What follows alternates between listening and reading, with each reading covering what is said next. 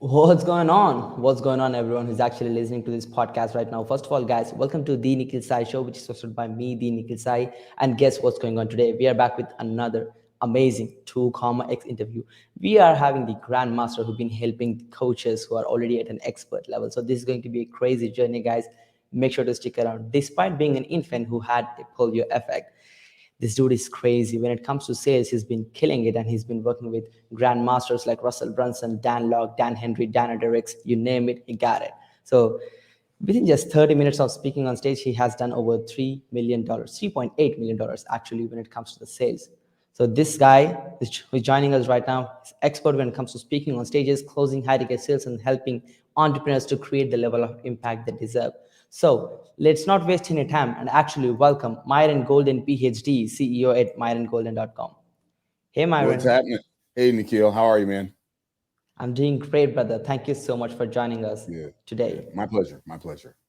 Absolutely, Myron. And Myron, like, the stuff is so crazy. Like, you're inspiring generations, brother. Like, this is going to be a crazy, crazy, epic story for sure. So, Myron, would you like to please start with the backstory? Like, oh, how did all of this craziness started?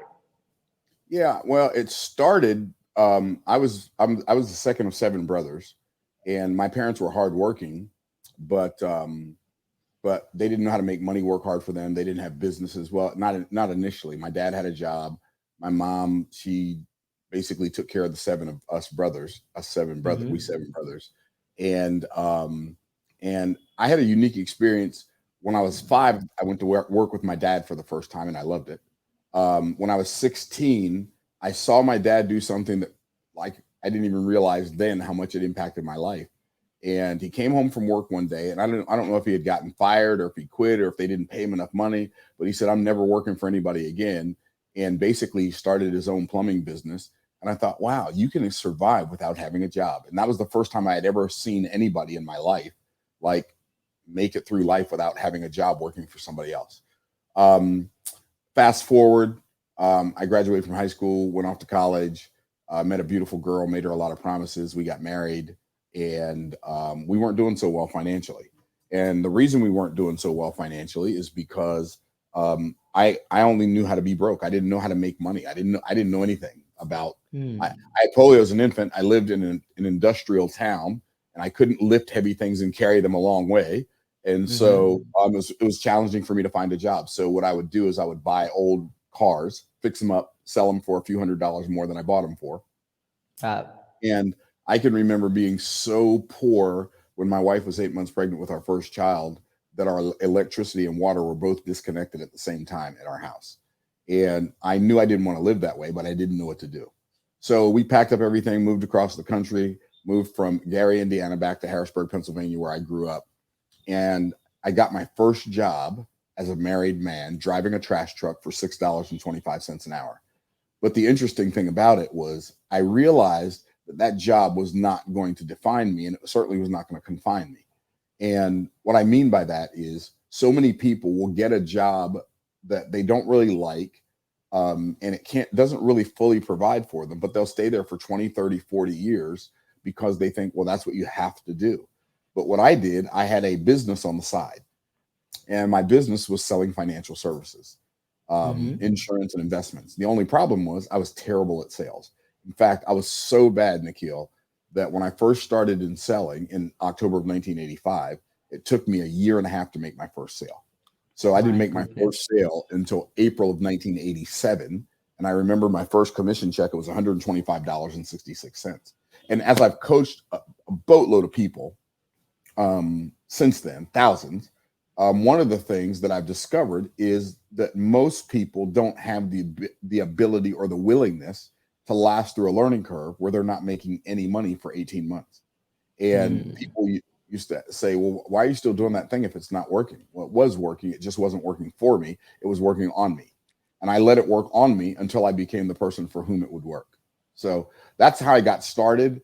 And that financial services company was a multi-level marketing company. It was called AL Williams. And then I did some more network marketing, multi-level marketing companies. Eventually I got good at that. I started my entrepreneurial journey selling financial services in 1985. I didn't have my first six-figure year until 1999. And so that was Hmm. 14 years. But the thing that a lot of people don't realize, people say, well, that's a long time, right? But the 14 years is going to go by whether I make six figures or not, right? And within four or 5 years of that time, I have my first 7-figure year. And those 4 or 5 years are going to go by whether you have 6 or 7 figures or not. And so what a lot of people do is when something's not working for them, they assume it's not working, so they stop working on it. And as soon as they stop working on it, it stops working on them. And now they get, congratulations, you get to go back to your old life. So Totally. Yeah, absolutely, Myron. That was a beautiful articulation of your entire journey, Myron. And yeah, absolutely, as you just mentioned, consistency is the key. Like, despite if this stuff you're working on is working for you or not, if that's working for someone else, it will for you. It's just about how hard you are on that thing, how sticky you are to the actual solution you're working on. That's awesome, Myron. So people need to realize that things take time and you need to master skills to get to where yeah, you are. Yeah. And actually, Myron. actually, the formula for high achievement is be, do, have. The purpose of time is becoming. The reason time Mm-hmm. exists is so we can become more than we are. That's why we have more time, so we can become more. So being takes time. Doing requires space. So the purpose of time is being, the purpose of space is doing, and the purpose, let me start over. The purpose of time is being, the purpose of space is doing, and the purpose of matter is having. God gave us a desire to have more of Mm-hmm. what matter, more matter, or what matters to us, right? But in order for us to have more of what matters, we must do more of what matters to other people. In order for us to do of more of what matters to other people, we have to become more of what matters to God. So the formula is Mm-hmm. be, do, have. Be more, do more, have more. Be a little, do a little, have a little. Be a lot, do a lot, have a lot. It's just the formula. It's simple, Beautiful but it analogy. has to be done. Yep, absolutely. And that's what really matters, Myron. And as you've seen, like your journey starting at 1985 to actually making your first 6 figures at 1999, like freaking long time. People be like, I want that next month. Doesn't work that way. You should get into reality, right? Absolutely, Myron. Well, And it Myron, can work. It can work that way, but it doesn't necessarily work that way. How fast you have success when you step into entrepreneurialism is going to be determined by how much influence you have and how much financial literacy you have and how much um, um, business acumen you have. The more of those things, like if you already have some of the characteristics of a business owner when you step into mm-hmm. entrepreneurship, and you already have influence over a large number of people, and you already have some level of financial literacy, you literally could step into entrepreneurship out of your job, and like your first year could be 6 or 7 figures. Yep. But you've spent years developing the skill sets that are necessary for you to make that happen. Most of us, when we step into the arena of our entrepreneurship, we don't have any of those skill sets. And so what we have to do is we get into the arena and then we develop those skill sets after we get into the arena. And that's why it Yep. feels like it's so hard for people. It's not, it's only hard for you because you've not yet become the person for whom it is easy. Yeah, they need to admit the change they deserve to actually become that Exactly. person. Yep, that's awesome, Myron. And Myron, you've been mastering the art of high ticket skills, like 3.8 million in 30 minutes. My goodness. Well, we would love to hear about like how someone can actually master the art of high ticket sales. Well, high ticket sales is nothing more than number one, having the ability to produce a high value result for somebody other than yourself. That's number one. Mhm. So, in order for me to be able to do well at high ticket sales, I have to be able to produce a result that somebody desires, and they desire it so much they'd be willing to pay $10,000 for it, or 25,000, or 55,000, or 155,000, or a million, or 7 million, or whatever. Right? I Mhm. have to be able to produce a result that somebody else is willing to pay for. If you think about it, all of the money that you desire and you don't have right now, it's in somebody else's pocket. So if you want to get that money, you have two choices. You can either illegitimately hit them in the head and take it from them, or you can legitimately deliver them so much value that they're happy to pay you the money that they have in exchange for the value you've provided. And so I think a lot of people think high ticket sales has something to do with being a good talker, or being able to manipulate people into doing something, like buy Yeah. something they don't want, don't need, and can't afford. That has nothing to do with it. Like I sell from a position of respect, which means if you don't have a need for something, if the thing that I have is not valuable to you, I have no desire to sell it to you. Some people want to sell everybody, but I believe that anything that's for everybody is also for nobody. And so I am looking for a large pool of people that have a big problem that they'd be willing to pay a lot of money to solve. And when I find that, well, high ticket sales is easy. If I don't find that, regardless of what I'm selling and regardless of how much money the people have, selling high ticket is going to be hard. Selling high ticket offers, if it's hard for you, it's hard for you because the person you're thinking about when you're selling it is yourself. When I'm selling high ticket, I'm not thinking about me. I don't need to make a high ticket sale in order for me to live. I don't need to sell anything in order for me to live. My money makes me more money than sometimes in a day than most people's jobs make them in a year. So I don't sell high tickets so I can make money. I mean, just so I can make money. That's not the primary objective. My primary objective is to create transformation for my clients. But I'm like, you have to operate within the laws of nature that God wove into the fabric of the universe. What do I mean by that? Well, there are laws that govern our existence on this planet, and you cannot break them. You can only illustrate them. You can break yourself on them, but you can't break the law of gravity. You can break yourself on the law of gravity, but you can't break the law of gravity, right? Well, some of the laws that govern our experience of life are laws like the law of energy, right? What's the law of energy? Everything is energy. Energy is neither created nor destroyed. It just changes form. That's the law of energy. Well, the law of entropy. Anything left to itself tends to move more and more towards disorder.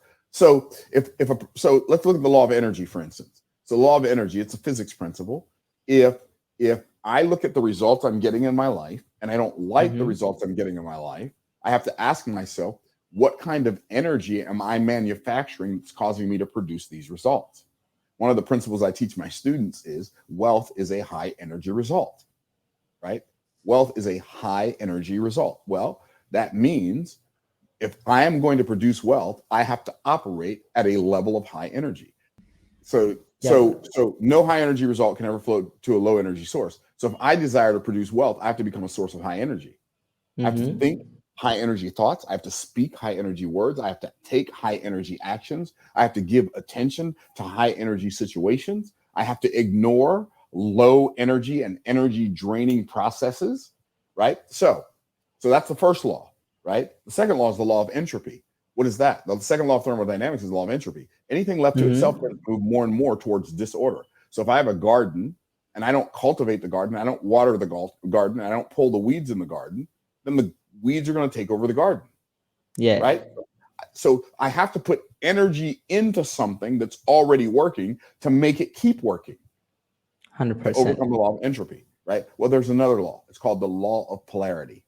And the law of polarity states that for every action, there's an equal and opposite reaction. So for every negative, there's a positive. For every positive, there's a negative. Well, if that's true, if I desire to create wealth, I have to create wealth in a situation that has equity, right?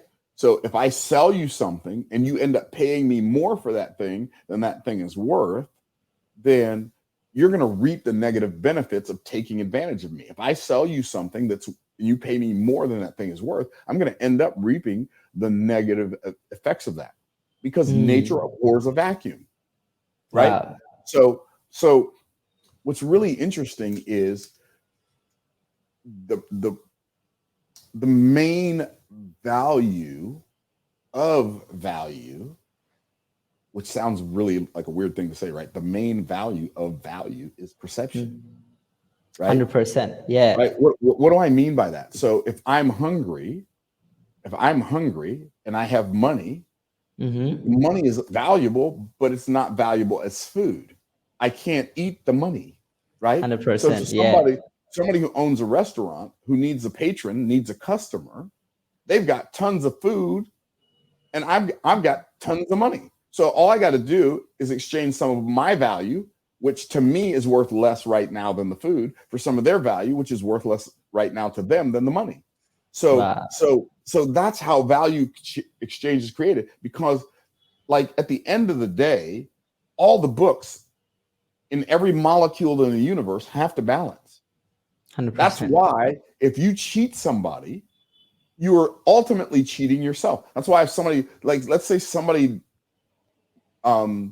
like there's this guy in California who many years ago, he scammed me, right? Mm-hmm. Out of $6,000, which was only $6,000, but still, it was my $6,000.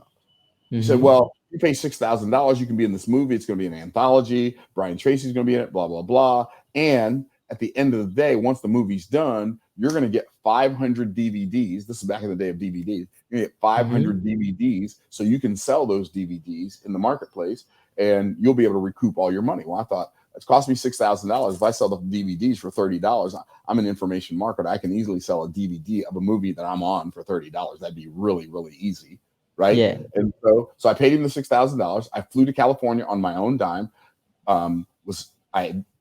Was in this quote anthology movie. It was a docu movie. It Mm-hmm. was poorly produced.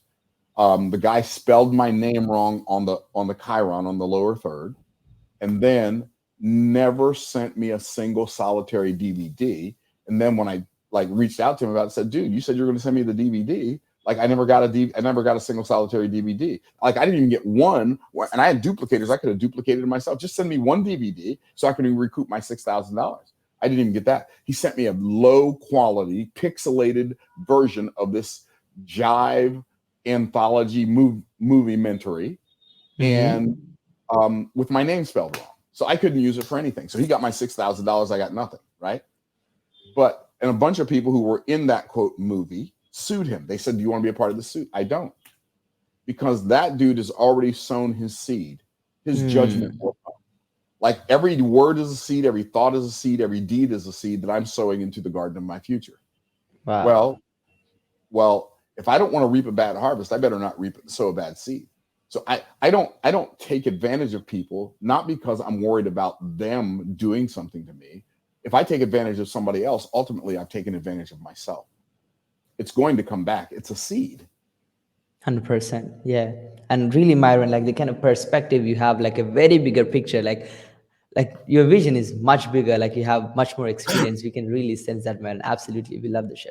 And Myron, when it comes to you, especially, we have seen your students doing $1 million days. And I believe like that's kind of mindset shift you have helped your students, your coaching students, especially to Yeah. achieve. So we'd love to learn more about like you've really seen this transformation of your mindset evolving from actually being in that scarcity mindset, learning like how to make money, having being in that poverty situation to actually making multiple 8 figures in sales right now. So we'd love to hear like how does that mindset shift look like to actually become an 8 figure entrepreneur? So what kind of shifts someone needs to have to tap into that level of Well, mindset?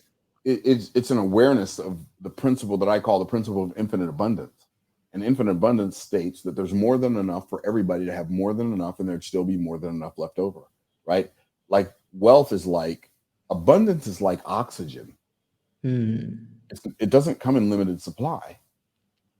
And so like the difficulty is not in making the money. The difficulties people have in creating wealth, whether it be in high ticket sales or anything else, the difficulty Mm-hmm. that they really have is they have a difficult time having enough empathy to Yeah. figure out what somebody else wants badly enough like clearly enough to create that thing for them. When one of my clients meets me, the thing they become in a very short period of time, they become intensely aware of the fact that I have thought about their problem and the solution for their problem a lot longer and a lot harder than they have.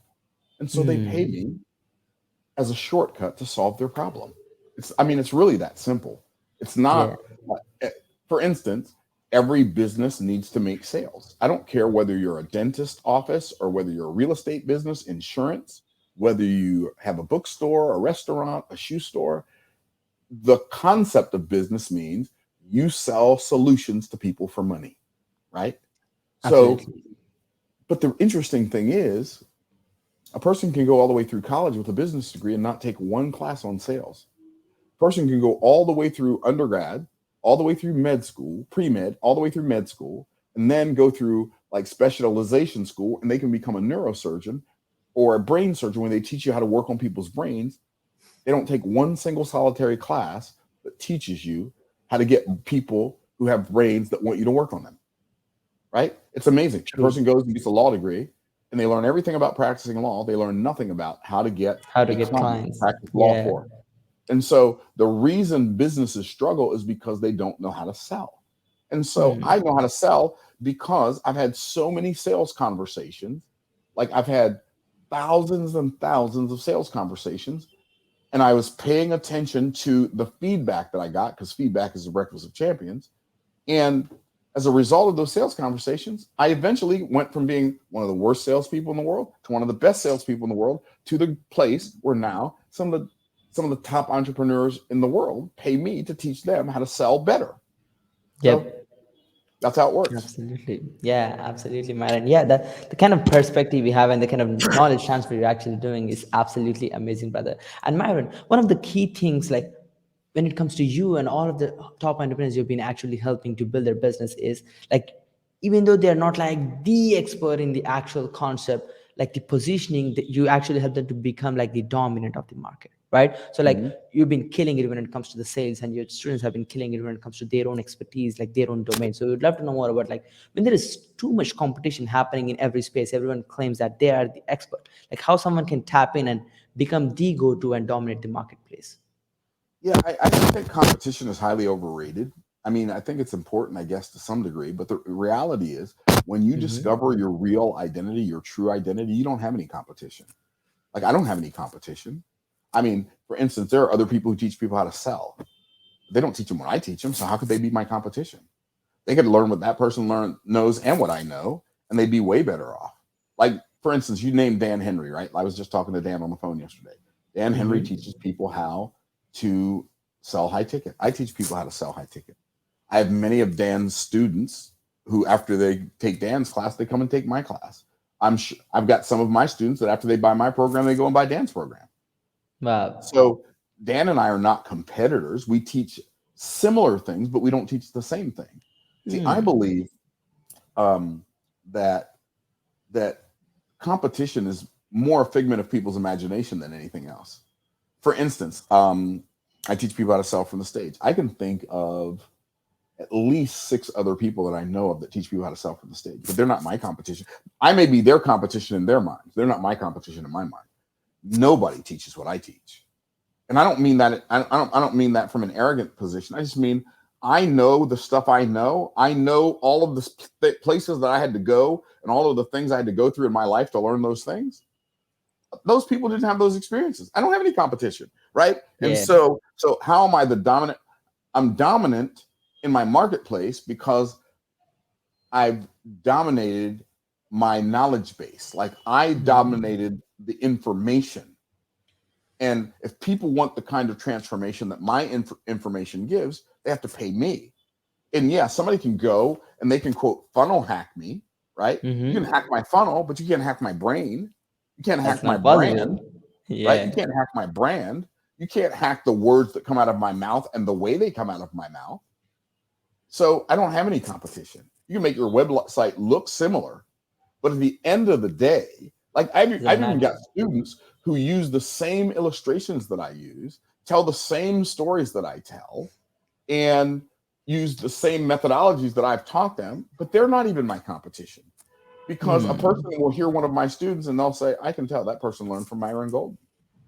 And here's what a lot of students say to me. They say, I want to learn from the people that my coaches are learning from. And so the competition is, I mean, I'm not saying it doesn't exist. I guess it exists in business to a degree, but if you're really, really good at what you do, like, like, good luck trying to compete with you. Guy, somebody wants to compete with me. Good luck, bro. Go do it. Hey, more power to you. I'll be cheering you on. I'll be standing across the finish line waiting on you when you get here, right? And cheering Yeah. you on. Do your thing, bro. So, Absolutely, man. And that was that was absolutely amazing. So yeah, I think entrepreneurs should really have the kind of perspective you have on the competition, that they are on the top edge when it comes to their own expertise. It's not like they're trying to compete on prizes or offers or something like that yeah, with what they and do. if you're not the best at what you do, get better. If you can't get better, go find something you can become the best at what you do. Like keep learning. One of the reasons I'm good at what I do is because I never stop learning. I will never get to the place. I'm 60 years old. I've been in the entrepreneurial game since I was 25. What is that? 35 years. So I've been doing Yeah. entrepreneurship for 35 years, and I've read hundreds of books. I've gone to hundreds of seminars. I've hired dozens of coaches. I still have coaches. I'm not done learning. You know when I'll be done learning? When I'm dead. I won't even be done learning then, because then I'll be in heaven and I'll be exploring the wonders of eternity. So I will never Hmm. stop learning. Absolutely. Yeah. That's a real mindset every entrepreneur needs, Myron. Really love that spirit. Absolutely, Myron. Let's get to the next question. This would be so much Sure. interesting, Myron. Yeah. You've been starting your journey when you're 25, right? And you have like a different perspective as you have been through this entrepreneur journey from 35 years. So we'd love to hear, like, in case if you have the current perspective when you are 25, if you're starting all over with the mindset you have right now, how would you do it differently? How would you take approach If in I was starting 2025? over with the mindset I have right now, I would Yep. come out of the gate. I would learn a very valuable skill and I would sell it for a premium price. That's the first thing I would do. I would start with a high ticket offer, Mm-hmm. knowing what I know now. I would start with a high ticket offer and then work my way down through a descension ladder instead of starting with a low ticket offer and working my way up through an ascension ladder. That's what I would do. But like the number one thing that I would do differently if I started my entrepreneurial journey over, I would get wealthy faster by starting with high ticket offers and then work my way backwards to the lower ticket stuff. Yeah, absolutely. And I believe the fastest way to get to the level or the create impact and work with serious people is absolutely working with serious people who pay the price and want to get the results they want to. That's absolutely amazing, Myron. And Myron, And you've been you doing, can't just charge somebody a premium price because you want to make a lot of money, right? So my philosophy on high ticket sales is this: if somebody can't take what I've sold them, like mm-hmm. if they can't 10x the value of the money they've paid me in 12 months or less, I've overcharged them. Wow. I think this is a real mantra to learn how they can price their stuff. That's absolutely Yeah, amazing, Myron. yeah. Like my mid tier coaching program, my low tier coaching program is 81,000. My mid tier is 155,000. My high tier is a million, right? So if somebody buys my $155,000 program, they should be able to make at least $1.5 million in the next 12 months. We've had people do like $1.9 million in a day as a result of being in that program, right? So Wow. $5 million in a day. A whole bunch of people who've done $1 million in a day. A bunch of people who've done 300,000, 500,000 in a day. So I understand the value of what I have to offer. Mm-hmm. Unfortunately, I can't charge what it's worth because nobody would buy it. I mean, I could, but very few people would buy it. And so I'd be helping fewer people. Like, truthfully, my $155,000 offer should be at least $1 million offer, and my $1 million offer should be at least a $5 million offer. But one of the things about business is you have to charge people progressively and sell them something and help them get a result. And once they get that result, they'll pay you for another result. It's different.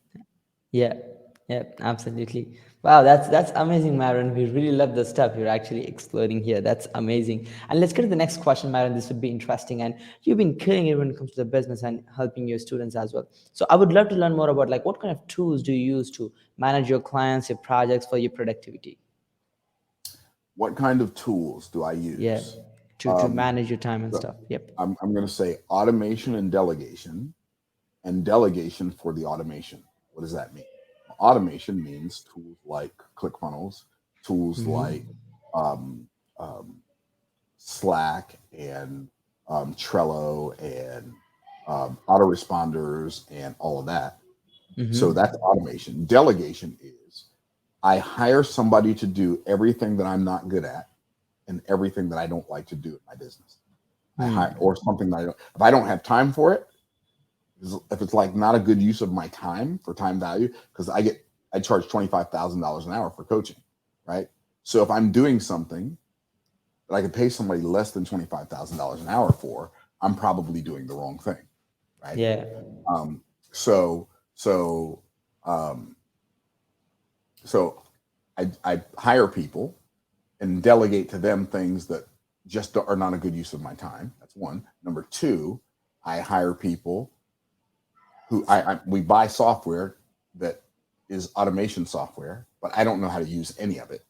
Right? I Mm-hmm. don't build my funnels. I don't do my Facebook ads. I don't do our Trello boards. I don't do our Slack channel. I don't do any of that stuff. I don't even know how to do it. I don't know how to do any of it.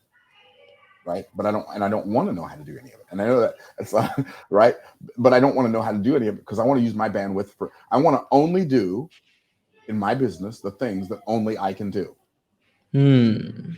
Right. Yeah. And so I hire people, I delegate the automation, but I also delegate everything else. Yep, absolutely, Myron. Absolutely wonderful perspective when it comes to managing your time well. And I think a lot of entrepreneurs just try to save costs. They just be dragging around all the tasks, and they wonder why their business is going down. And you've been mastering this. This is Because absolutely they're amazing. wasting time to save money. See, time is Yep. not money. Poor people think time is money. Hmm. Confused people think time is money. Time is infinitely more valuable than money. You run out of money, you can always get more money. You run out of time, it's game over. So time is That's not it. money. Time is infinitely more valuable than money. If you think that time is money, you'll trade a whole bunch of your time for a little bit of somebody else's money. If you realize that time is way more valuable than money, you'll spend as much money as necessary to buy back the rest of your life, right? Absolutely, Myron. Yeah, absolutely. That's a beautiful perspective. Let's get to the next question, Myron. This would be interesting. So, do you kind of have any personal routines for yourself? So, what is your daily routine for the success? My daily routine is different every day. I think something in me rebels against routines. So my Mm-hmm. daily routine is different every day. There are some things I do every day. Um, Mm-hmm. I read every day. I pray every day. I soak in Epsom salt every day. I lay on my pulse electromagnetic field mat every day. Um, I do some form of physical movement every day. I need to start exercising like I used to when I was stronger, but I move Mm-hmm. my body every day. I communicate with people that I love every day. Um, those are some of the things that I do every day. When my body is in peak condition, I play golf every day. So I Wow. do something. But every day is different. So Mm-hmm. like a lot of people have routines. I do the same thing every day. I don't do that every day. Like I would lose my mind if I had to do the same exact thing every day. No, that's why one of the reasons why I don't like having a job because I don't like doing the same thing every day. So my routine is really a lack of routine. My routine every day, I'll put it this way. My daily routine is a daily adventure. Wow. You want that excitement to be coming in every day, tapping on different Well, tasks yeah, and getting them done. more, not necessarily excitement, variety. I want variety every Hmm. day because most people say, well, I've got 20 years of experience doing this. I've got 30 years of experience doing that. I've got 40 years of experience doing that. And people are so proud of how many years of experience they have doing a thing. But I believe the quality of our lives is not measured by the number of years of experience we have doing a thing, but by the number of experiences we put in those years. So my desire is to put more experiences in my years. Yep. And that's why I like variety. Yep. Absolutely, Myron. Love it. Thank you so much for telling that. Let's get to the next question, Myron. So, what will be a suggestion to a 20-year-old you, or someone who's just getting started right now in business? What will be your number one suggestion for them? Um, for success in business, Yes. find a business coach who has already done what you already desire to do, pay them whatever they charge, and do everything they tell you to do, whether it makes sense to you or not. On face, that's absolutely amazing, Myron. Yeah, a lot of people really try to hold things on, but the best and fast way to fast track success is going and hiring the right person. Absolutely. Absolutely. Hell yes, absolutely, Myron. Let's get to the next question, brother. Your life's biggest achievement so far and any next bigger goals. My life's biggest achievement. Mm-hmm.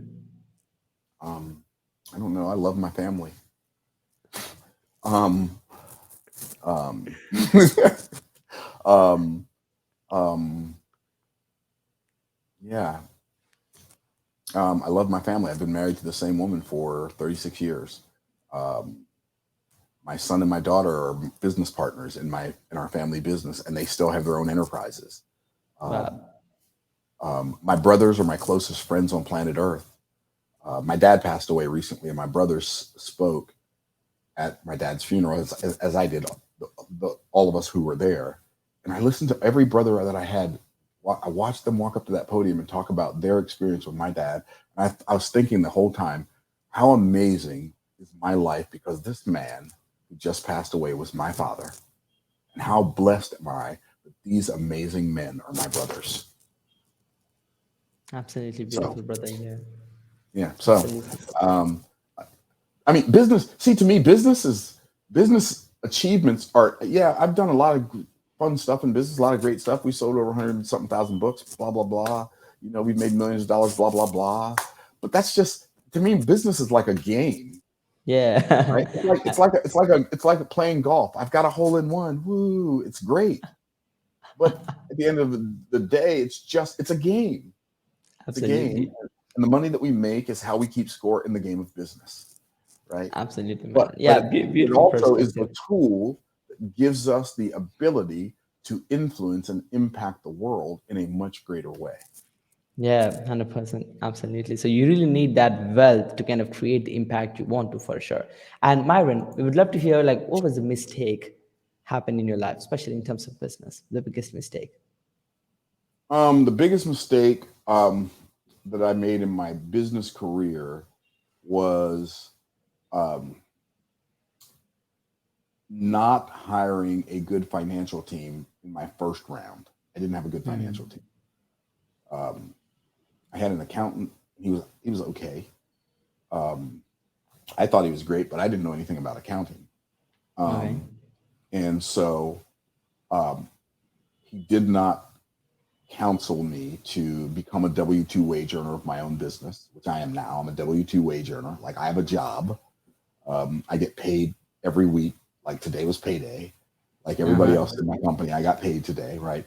Like all of the money that our company has is not, like when I first started in business, all the money that we had was like the company's money and my money, and I used it for me or the company. It didn't matter, right? I don't do that anymore. So I use the company money for company stuff, and I use Myron's money for Myron stuff. And so, not having a good financial team. I have a CPA who teaches accounting at a university, who's my accountant. I have a tax attorney who is one of the best tax attorneys in America. Um, I've got a pension planning company. It's one of the most prestigious um, financial planning services in the world. And Mm-hmm. so, having a financial team to run like the business part, the financial part of my business is paramount.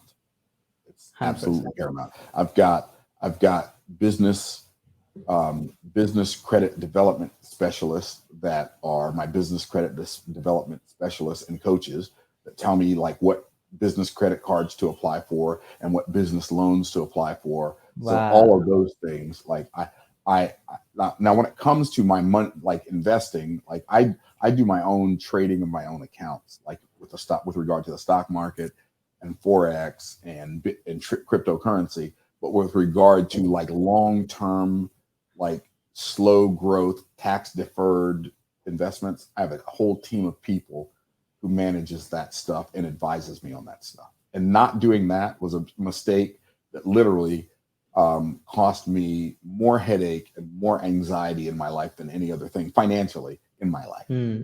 And we went through 5 years of trauma dealing with the IRS as a direct result of not having those things taken care of.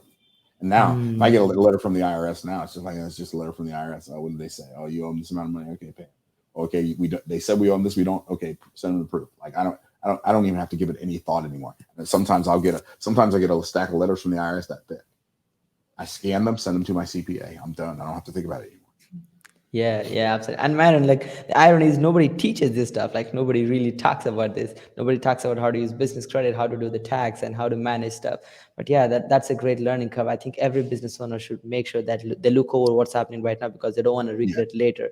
Because I'm most I'm people I'm do gonna this I'm gonna mistake. I'm gonna end with this because I've got to go. I've got to get ready for my coaching call, my challenge that's coming up here shortly. But it's interesting to me that that most business owners think many I won't say most many business owners think making money is hard. Mm-hmm.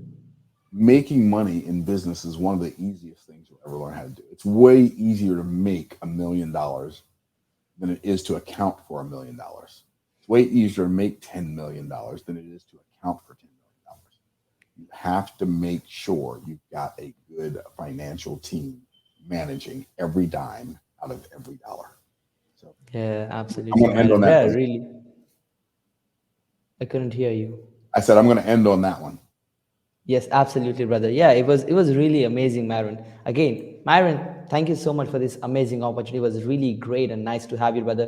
The value you have poured in this call is absolutely amazing. So, guys, hopefully you enjoyed so far. In case if you're interested to learn more with to work with Myron, you can go and apply at myrongolden.com, and he would be more than happy.